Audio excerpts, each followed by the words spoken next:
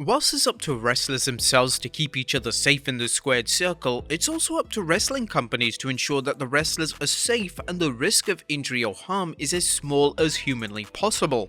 Over the years, top wrestling companies have missed the mark in terms of keeping wrestlers safe, and this has resulted in some rather severe injuries taking place. Join us now as Wrestlemania looks at 10 times WWE wrestlers were injured due to sheer negligence. Negligence by a wrestling company. Be sure to subscribe and hit that notification bell for daily wrestling videos and follow us on Facebook for exclusive lists. Also check out Wrestlemania.co.uk and a non-wrestling channel, Incredible.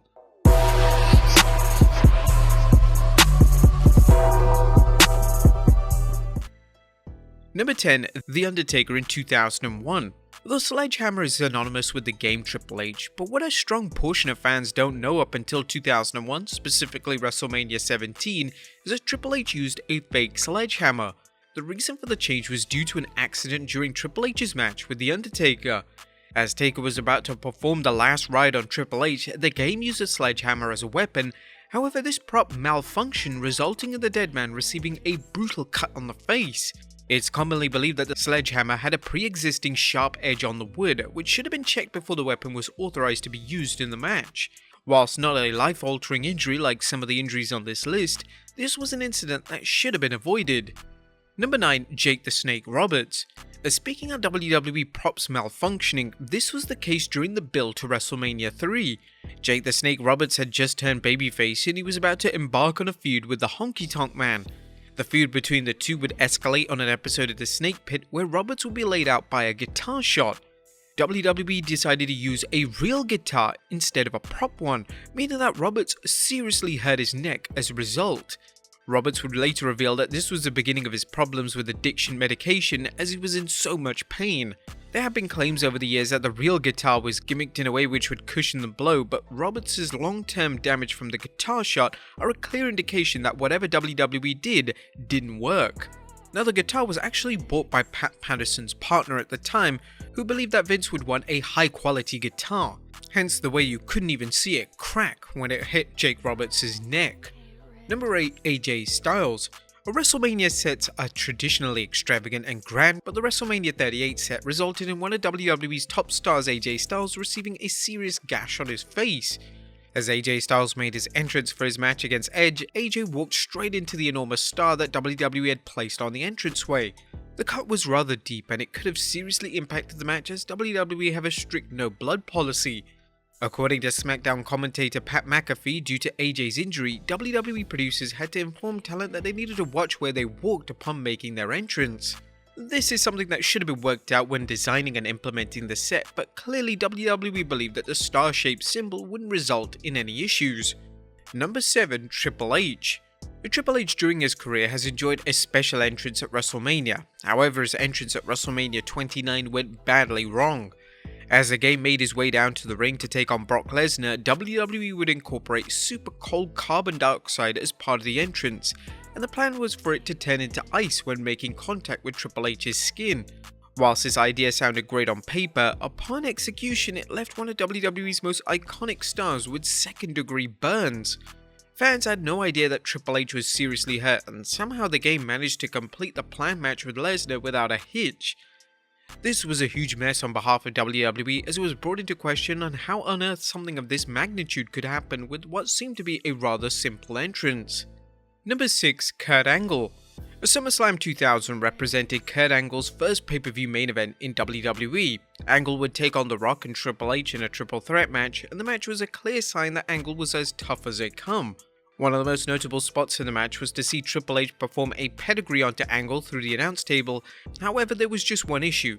The table gave way, meaning that Angle's head landed awkwardly on the floor. Angle suffered a serious concussion, so much so that he had zero idea where he was. The WWE announce table simply wasn't reinforced enough to withstand the weight of both Triple H and Angle. That's ultimately why this serious injury occurred. According to Angle, he had to literally be talked through every single spot in the match as he was completely out of it. Thankfully, WWE have drastically altered their concussion protocol, therefore if this type of incident happened today, Angle would receive immediate medical attention and it would have been ruled that he was unable to compete. Number 5. Shane McMahon. Shane McMahon's collision with Kurt Angle at the 2001 King of the Ring event is known for being one of the most brutal matches of the 2000s. During the street fight encounter, Angle and Shane would perform a spot where Angle would suplex Shane through panels of glass. This should have been sugar glass, which is relatively safe and something that WWE have used numerous times before. The issue was that this wasn't sugar glass, this was real plexiglass. A member of the WWE production crew had somehow accidentally implemented the wrong type of glass for the match. Shane was seriously hurt following the incident and needed over 50 stitches. The brutality on display was so bad that Vince McMahon almost stopped the match so his own son could receive medical assistance. Number 4. The British Bulldog. The WCW run of the British Bulldog was an absolute disaster, firstly because WCW seemingly had no idea what to do with him, and secondly because Bulldog suffered a career-altering injury due to no fault of his own. During the opening match at the Fall Brawl pay-per-view in 1998, Bulldog would team with Jim Neidhart against the Dancing Fools, and this was when Bulldog's injury would occur. Whilst taking bumps in the match, Bulldog landed twice on a trapdoor which had been set up underneath the ring canvas. The trapdoor was to enable the Warrior to make a special entrance during the main event. These bumps resulted in Bulldog developing a spinal infection that nearly paralyzed him. Bulldog was then forced to spend 6 months in hospital, and whilst recovering, Bulldog received a FedEx informing him of his WCW release. This was one of the worst examples of company negligence, and WCW had no remorse whatsoever for the Bulldog's injuries. Number 3. Nikki Bella. Neck injuries are one of the most serious injuries a wrestler can suffer, and in 2016, Nikki Bella was forced to undergo surgery due to extensive damage on her neck. According to Nikki in her memoir, WWE were rather negligent in how they approached Nikki's injury. She revealed that WWE insisted that the MRI wouldn't show anything substantial, despite Nikki being in immense pain.